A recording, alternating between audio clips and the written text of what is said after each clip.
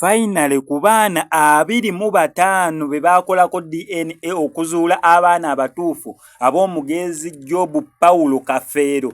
DNA results zigenda okumawo Mukama Katonda nga tebawera na afu y'abantu ba testinga. Actually ne kota kyayika tewera. Mu mazima ga Katonda DNA esudde abaana 21 ne bakizuulamu ne abaana si ba Kafeero.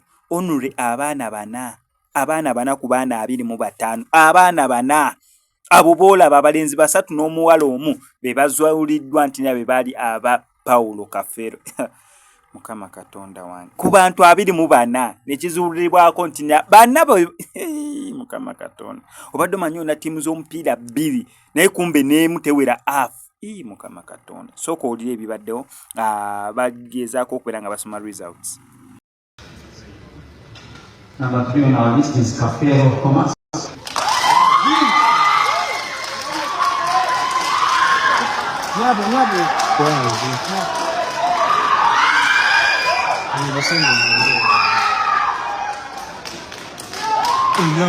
Swazi mwana wa Kafeero finally.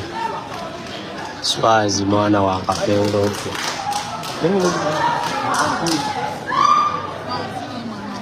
Swazi mwana wa Kafeero. Next on our list is Nagawa Elizabeth. The government and collaborator will read what is on their list.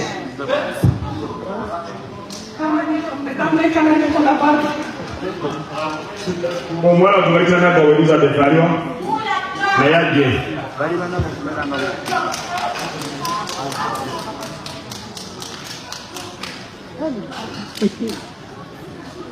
Bana list number ukuleko bana.